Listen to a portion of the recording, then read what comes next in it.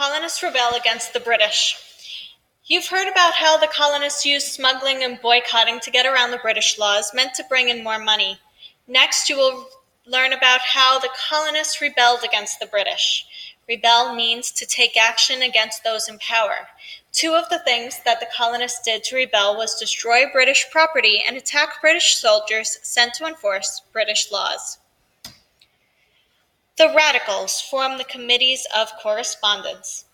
After the 13 colonies were successful in getting the revenue-generating laws repealed or taken away, certain colonists decided to continue to cooperate to work against the British government.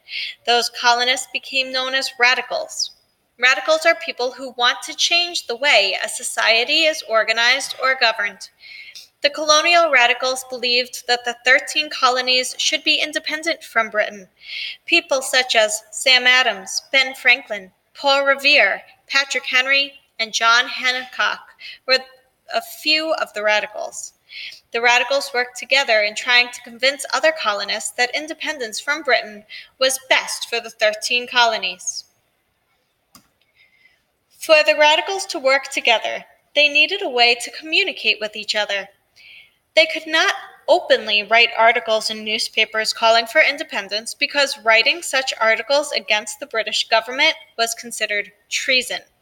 Treason is a crime of working to overthrow the current government. During colonial times, treason was a crime punishable by death. The radicals formed groups called the Committees of Correspondence. Members of the Committees of Correspondence wrote letters to other radicals trying to get them to organize protest activities or to secretly publish pamphlets in support of independence. Ben Franklin, one of the radicals, started the Postal Service. Radicals could mail their letters to each other without the British government knowing what was in the letter.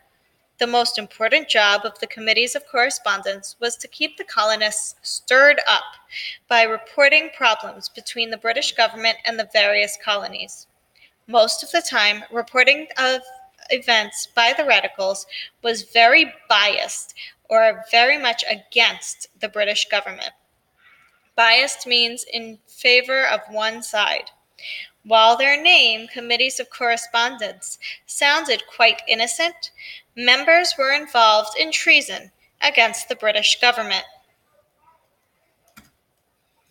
Destroying British property and attacking British soldiers.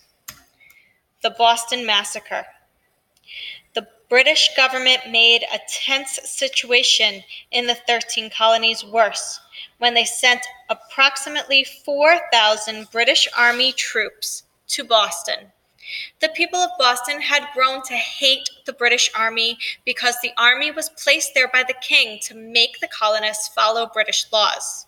The colonists' anger at the British government was taken out on the troops. To make matters worse, some British soldiers spent their free time working in Boston factories to make extra money. Some historians believe that a fight between a colonist and a British soldier who was trying to get a job in a Boston rope-making factory started the original demonstration that turned into the Boston Massacre. A massacre is the killing of many people. The Boston Massacre in 1770 was a fight between colonial protesters and British Army soldiers stationed in Boston. The British dominated the colonists. What happened?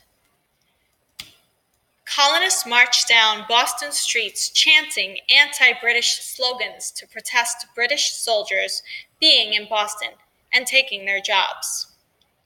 The colonial demonstrators came upon a group of British soldiers guarding a customs house. The colonists started shouting and throwing snowballs and rocks at the British soldiers.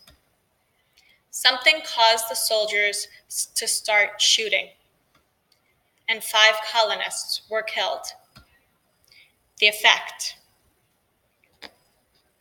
The British soldiers involved in the Boston Massacre were arrested by the colonial government and charged with murder.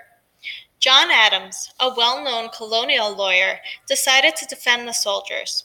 Although Adams did not like what the British government was doing in the 13 colonies, he wanted the soldiers to get a fair trial. Because of Adams' defense, none of the soldiers were found guilty of murder. Adams' successful defense of the British soldiers did not stop the committees of correspondence from continuing to make speeches and write about the bloody massacre. Soon, colonists were thinking of the British Army as murderers and enemies.